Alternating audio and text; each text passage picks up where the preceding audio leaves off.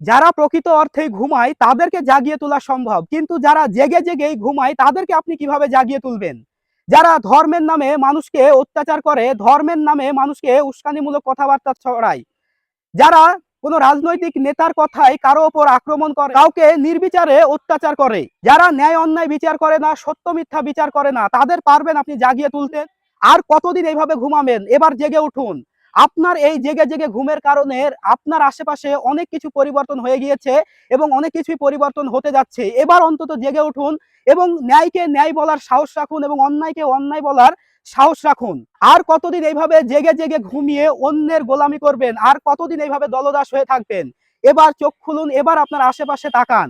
তো বন্ধুরা, ভিডিওটি প্রচুর পরিমাণে শেয়ার করবেন, যাতে এই ভিডিওটি দেখার পর অন্তত একজন মানুষ হলেও যাতে বুঝতে পারে যে সে একটি ভুল পথে রয়েছে এবং সে যেগুলো করছে, অর্থাৎ কোনো রাজনৈতিক নেতার কথায় কিংবা কোনো উগ্র যারা ধর্ম প্রচার করে তাদের কথায়, এই যে যে সমস্ত অন্যায় কাজগুলো করছে সেখান থেকে যেন বেরিয়ে আসে এবং একটি সঠিক রাস্তায় তারা যেন চলাফেরা করতে পারে। তার জন্য হলো ভিডিওটি অবশ্যই প্রচুর পরিমাণে শেয়ার করে দিবেন। আর এইরকমই আরো ইনফরমেটিভ ভিডিও পেতে অবশ্যই আমাকে ফলো করে রাখবেন।